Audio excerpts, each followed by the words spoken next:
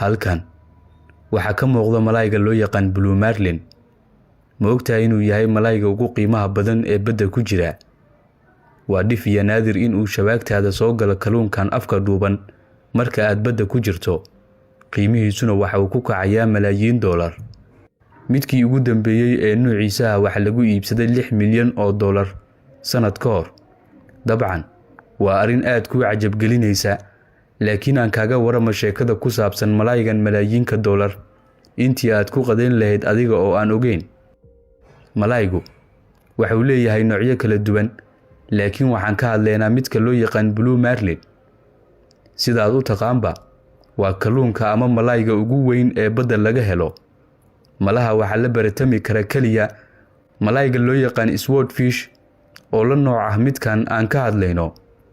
Sidoo kale waxa lagu tilmaamaa in uu yahay mid ka mid ah kuwa ugu xawaaraha dheereeya kalluunka badda ku jira oo dhan, haddii uusan ahayn midka ugu dheereeya. Saacadiiba waxa uu dhaqaaqi karaa 67 kiiloomitir oo xawaare ah. Noocyo kala duwan ayuu leeyahay malaaygan aan ka hadlayno ee blue marlin-ka ah. Waxaa jira isaga oo la yiraahdo black marlin iyo white marlin, laakiin dhammaan waxay ka siman yihiin in ay ku wada abtirsadaan familka loo yaqaan Istiophoridae. Waa dhif iyo naadir kalluunkan, waxaana laga helaa meelo kooban oo dunida ah, gaar ahaan badweynta Pacific iyo Atlantic, inkastoo badaha kalena laga helo. Afkiisa dheer ee u samaysan sida warankii oo kale iyo kalarkiisa dhaldhalaalka leh waa mid isaga u gaar ah oo dadkuna si weyn u soo jiitay. Waxaase isweydiin mudan, maxaa qiimo gaar ah u yeelay kalluunkan? Maxaase ka fadilay kalluunka kale? Waa su'aalo dadka ka guuxaya. Inta aanan ka waramin, waxaan xusi karnaa dhacdooyinkii ugu la yaabka badnaa ee laga soo wariyo malaaygan. Sanadkii 2023, xeebaha gobolka Maryland ee dalka Mareykanka, koox kalluumaysato ah ayaa soo helay blue marlin fish oo ah kalluunkan idiin muuqda.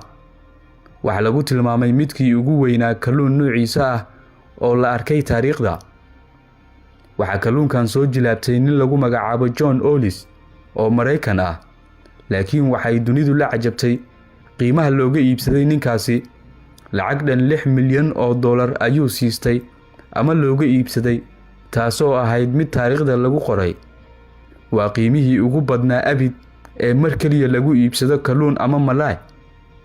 Ninkii la oran jiray John Ollis ee kalluumaysatada ahaa waxa uu ku taajiray hal kalluun oo uu badda ka soo helay.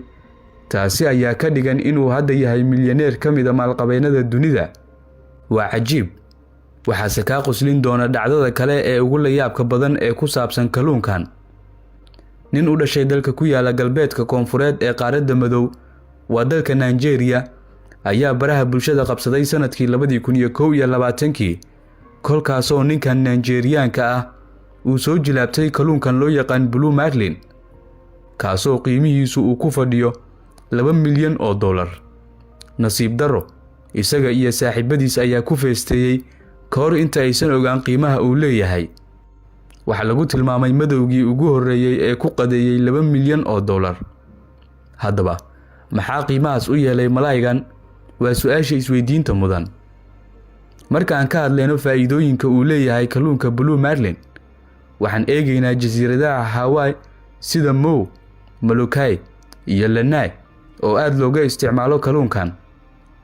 Marka ay ka waramayaan, waxay sheegaan in ay aad u hooseyso dufantiisa, in uu leeyahay fitamiinada B12 iyo B6, selenium iyo borotiino kale. Laakiin waxaa intaasi ka muhiimsan oo aanan la xusin waxyaabaha laga farsameeyo afkiisa waranka ah, qaybihiisa kale ee jirka iyo sheeyo kale oo macno u yeelay kalluunkan.